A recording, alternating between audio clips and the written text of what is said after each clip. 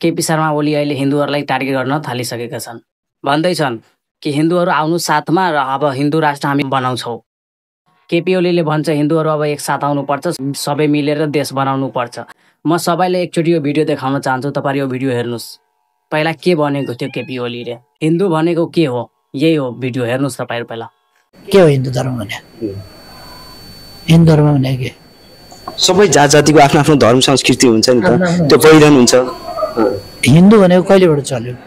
यो वैदिक होइन, सनातन होइन, उपनिषद होइन, यो पौराणिक धर्म होइन, के होइन। यो हिन्दू भन्ने कहिलेबाट आयो? हिन्दू भनेको खास धर्मै होइन।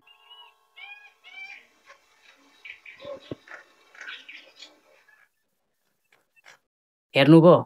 यति बात याद राख्नु सबैजना। भन्छ अब नयाँ सरकार हामीलाई बनाउने अनि पारदर्शी गर्ने सबै थोक। यति सालदेखि के पारदर्शी गरेका छन्? यस्तो भाषण दिन यिनीहरूलाई लाज पनि लाग्दैन होला, मलाई त त्यस्तै लाग्छ। त्यही भएर त आएर निडर भएर अगाडि यस्तो भाषण दिइरहेका छन्।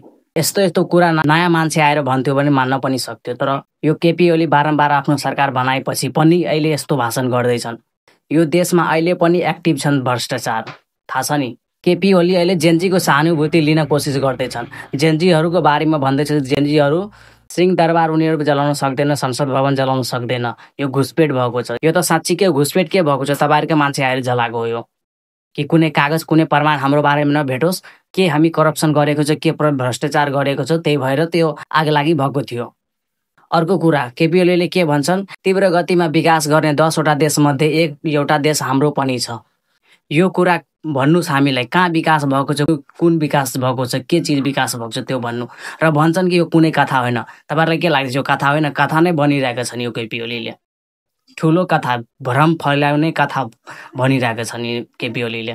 अर्को के भन्छन् कि देश बिग्रियो भने त्यसको पीडा हामीलाई बेहोर्नुपर्छ। हामी बेहोरिरहेको छौँ त, तपाईँलाई के मतलब? यो देशको जनतालाई थाहा छ कुन कुन लेभलमा काण्ड हुँदैछन्, कुन कुन लेभलमा करप्सन हुँदैछन्। तपाईँलाई थाहा हुँदैन, किनभने गराउने मान्छे तपाईँ हो। कसरी थाहा हुन्छ? हो कि होइन भन्नुहोस् साथीहरू तपाईँ।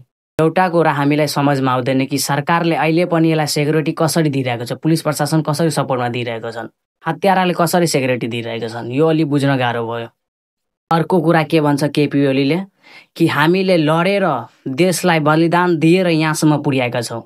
हो, यो कुरा सही भन्नुभयो तपाईँले, कि लडेर बलिदान दिएर यहाँसम्म पुर्याउनु भएको छ। हाम्रो जेनजी साथीहरूको बलिदान दिएर यहाँसम्म देशले पुर्याउनु भएको छ। खुसीको कुरा हो कि होइन? यस्तो बलिदान दिनुभएको छ कि विश्वमा गर्व गर्ने बलिदान दिनुभएको छ।